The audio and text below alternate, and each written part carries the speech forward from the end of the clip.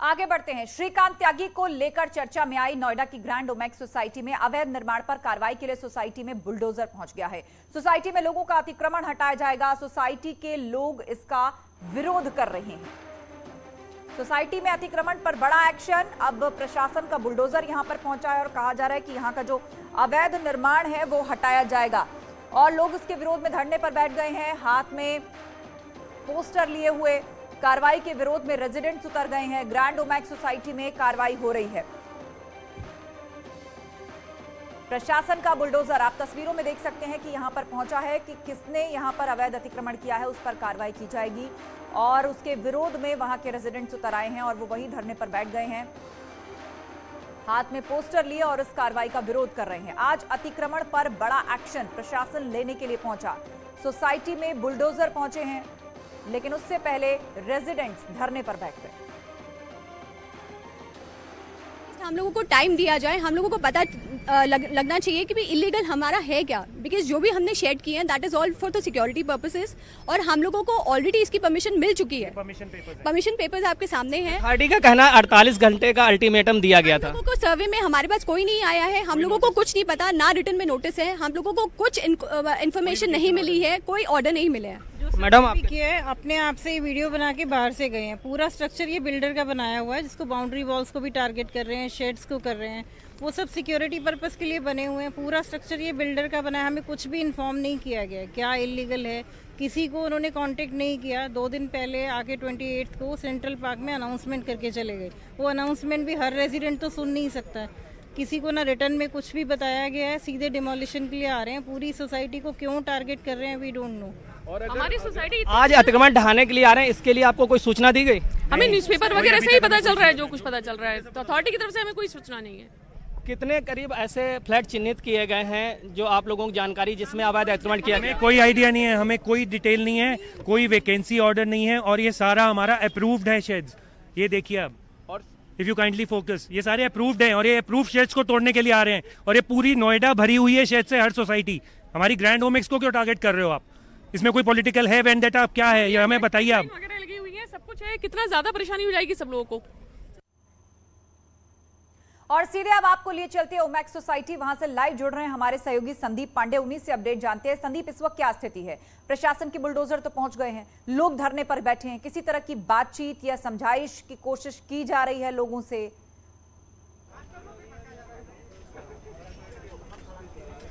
देखिए, इस समय की सबसे बड़ी अपडेट यह है कि नोएडा अथॉरिटी की टीम ग्रैंड ओमेक्स सोसाइटी के अंदर है। पुलिस भी साथ में मौजूद है। आप देख सकते हैं पुलिस फोर्स तैनात है, अर्धसैनिक बल भी तैनात है और अथॉरिटी की टीम सर्वे कर रही है। सर्वे के साथ साथ अभी तक जब सोसाइटी के लोग सवाल उठाते थे कि हमें नोटिस नहीं दी गई है, तो ऐसे में अधिकारी सर्वे कर करके हर मकान जो अवैध अतिक्रमण बनाए हुए हैं उस पर नोटिस चस्पा कर दी गई। यह सबसे बड़ी खबर है कि जितने भी अवैध निर्माण है उन फ्लैटों पे नोटिस चस्पा कर रहे हैं। ये अभी ताजा जानकारी मिली है। इसको लेकर भी अब सोसाइटी के लोगों में आक्रोश छा गया कि अब जब बुलडोजर ग्रैंड ओमेक्स सोसाइटी के बाहर है तब नोटिस चस्पा की जा रही थी, जबकि इसकी जानकारी कम से कम हमें 48 घंटे पहले देनी चाहिए थी। लेकिन जब सवाल उठाया गया कि नोटिस कोई नहीं मिली तो ग्रैंड ओमेक्स सोसाइटी में अब नोटिस चस्पा होने शुरू हो गए। आइए हमारे साथ ग्रैंड ओमेक्स सोसाइटी के निवासी हैं, आइए हम इनसे बात करते हैं कि टीम क्या कर रही है अंदर।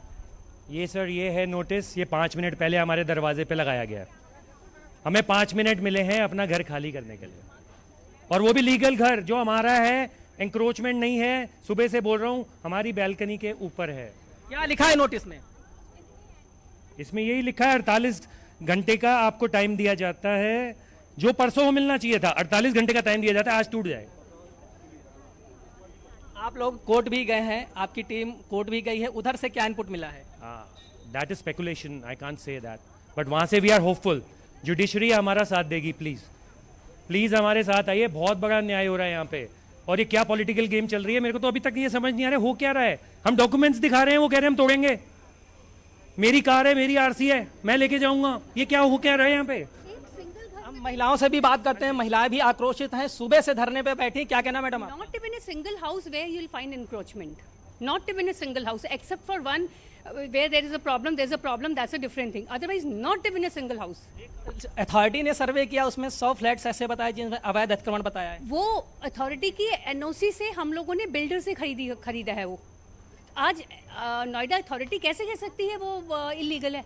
उन्हीं की परमिशन से हमने वो एक्स्ट्रा एक्सटेंडेड बैल्कनी बिल्डर से खरीदी है with their permission, with the permission of the Noida authority. You also must be knowing कि एनओसी के बिना हम नहीं ले सकते घर, हम नहीं एंटर कर सकते घर में। लेकिन जो सेट्स जी, वगैरह जी, लगे हैं, बिल्कुल अन्य संदीप, अतिक्रमण किया बिल्कुल। गया, उसके और बारे में जो बात रेजिडेंट्स वहां पर धरने पर बैठे हैं, लेके उनके यहाँ तक सामने सभी कुछ ने व्यवहारिक शेड दिक्कतें लगाए हैं। दूसरी तरफ प्रशासन ने एक्शन लिया है, 48 घंटे के अंदर इन लोगों को नोटिस भेजा है कि ये लोग सतर्क हो जाएं और वो जगह खाली करें जहां का मुआयना करने के लिए टीम्स पहुंची हैं। अपनी गाड़ियां हटाएं, जिन जिन लोगों ने अतिक्रमण किया है उन पर बुलडोजर चलेगा। ये एक्शन अब प्रशासन लेने का मन बना रहा है।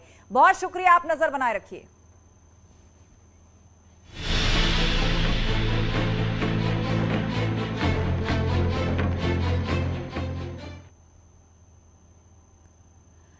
पीएफआई पर बैन के बाद आज जुमे पर नमाज को लेकर अलर्ट है। यूपी पुलिस पूरी तरह से अलर्ट है। मस्जिदों के बाहर सुरक्षा कड़ी कर दी गई है। हर आने जाने वाले शख्स पर नजर रखी जा रही है।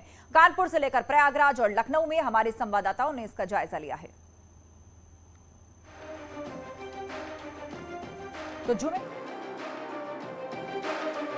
आज जुमे की नमाज को लेकर हाई अलर्ट है, जिसके बाद जॉइंट कमिश्नर पुलिस खुद पेट्रोलिंग कर रहे हैं। लगभग 1 दर्जन से ज्यादा मस्जिदों के बाद से टीम को लेकर लौटे। सर, पूरे शहर में फुट मार्च कर रहे हैं, लगभग 60 से ज्यादा टीमें बनाई है, क्या है पूरा बताएं सर।